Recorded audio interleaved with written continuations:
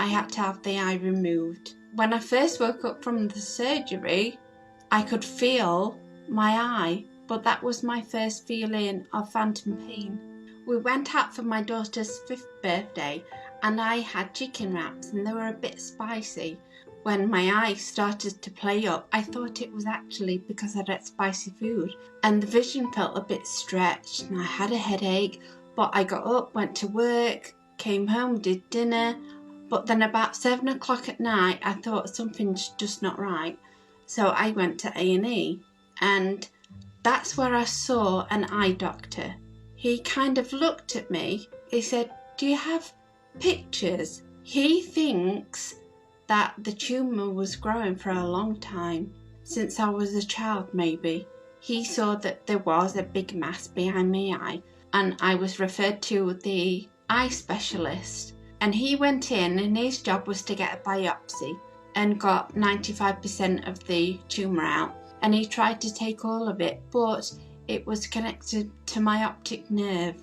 So he left about 5% and took the rest out.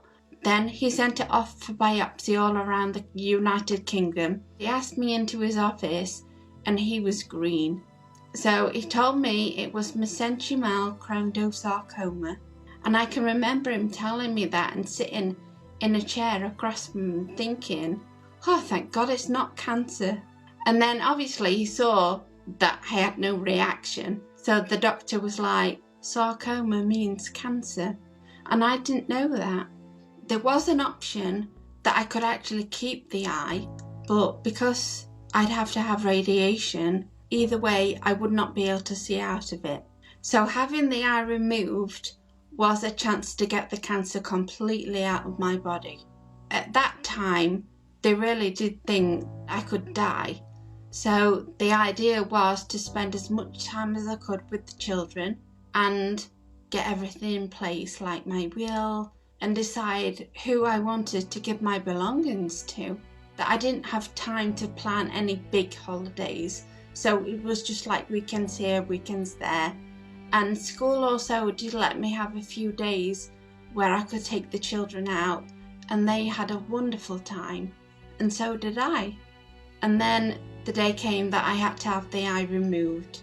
So they put me to sleep. They decided they cut my lashes off and used my eyelids as my new eye socket to line the eye socket. I didn't quite know what they would do until I woke up from the surgery. So when I first woke up from the surgery, I could feel my eye. Like I could actually feel it itching and I could feel it blinking and things, but that was my first feeling of phantom pain.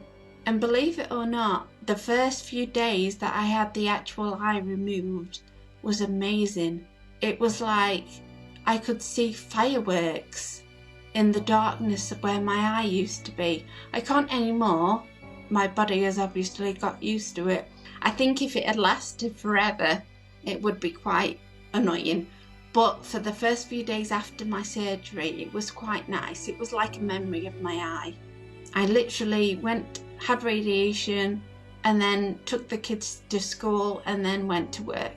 A few weeks later, I had a fulminant MS attack caused by the radiation. I woke up and I saw a nurse. I put my arm up to her and said, "Hello, where am I?" And she just ignored me and walked completely past me. But it was only when she walked past me I kind of noticed out of the corner of my eye that my hands were doing the Mexican wave, but actually none of my body was moving. My entire body had shut down from the fulminant MS attack. If it wasn't for the tracheostomy, I would have died because I couldn't get any oxygen any other way and I couldn't breathe for myself. The machine was actually breathing for me. All the time that I was in the hospital, I was in the ICU. In that time, my family did come and see me and they were told that I would die.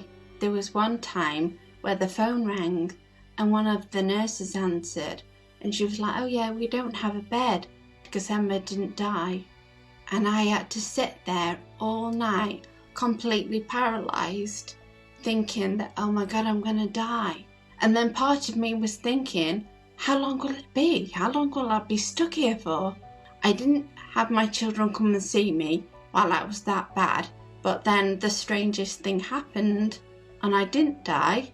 And I started to recover very, very slowly. I was able to move my hand.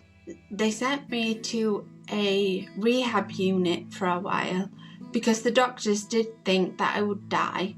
And they thought that maybe some of that might have also affected my brain. And they were trying to say that I wasn't actually mentally all there. However, I had lots of tests and things, and the conclusion from that was, oh, actually she is all there. Because of that, they couldn't hold me anymore. So I did come home because I was sick of being in hospital. And basically, I had to rebuild my entire life. I had to regain all the muscle back. I was trying to do videos and show people that actually it is a medical condition, and show people that I've been through it too. And I know it's not great, but you have to have fun with it as well. And I also wanted other people not to feel sorry for me. Before I lost my eye, beauty meant to me being wonderful and being tall and thin and, good looking. But now it's just be open, be yourself. That is the true beauty of people. To be so scarred and have gone through something so traumatic, but be able to openly show it and be confident showing that.